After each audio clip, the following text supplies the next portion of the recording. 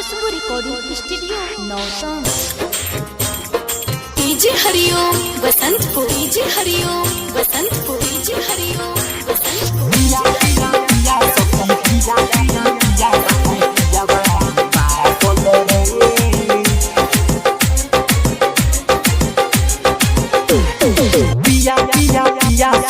पिया पिया पिया बापे पिया पागल रे तुमे रसिया में गागल रे सखी पिया पागल रे तुमे रसिया में गागल रे पिया पिया पिया सखी पिया पिया पिया बापे पिया पागल रे तुमे रसिया में गागल रे सखी पिया पागल रे तुमे रतिया में गागल रे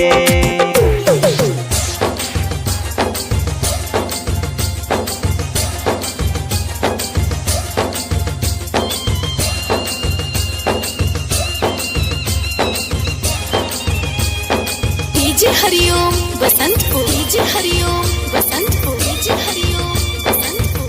खुशबू रिकॉर्डिंग स्टूडियो नौतन।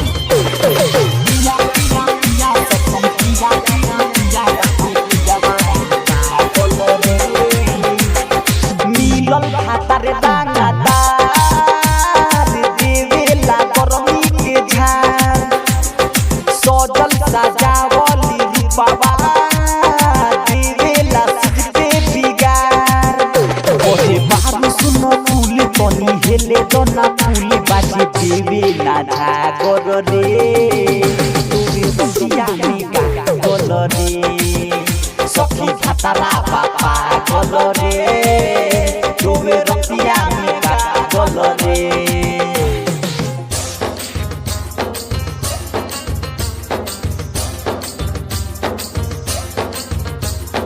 डीजे हरिओम बसंतपुर, डीजे हरिओम बसंतपुर, डीजे हरिओम बसंतपुर, डीजे हरिओम बसंतपुर।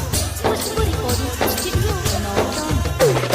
पिया पिया पिया सखी पिया पिया पिया पिया पागल रे देखिए के जूझा ला डोरी कोहेला हो तू कोरी उठवा के देवेला काटी लेवेला सिनेमा के साटी गजर हिदिया राजू कोहे हिदिया राजू इन रसवा बाजा गल रे तुमे रसिया में गागल रे सखी पिया पागल रे तुमे रसिया में गागल रे पिया पिया पिया सखी पिया पिया पिया बापे पिया पागल रे तुमे रसिया में गागल रे सखी पिया पागल रे।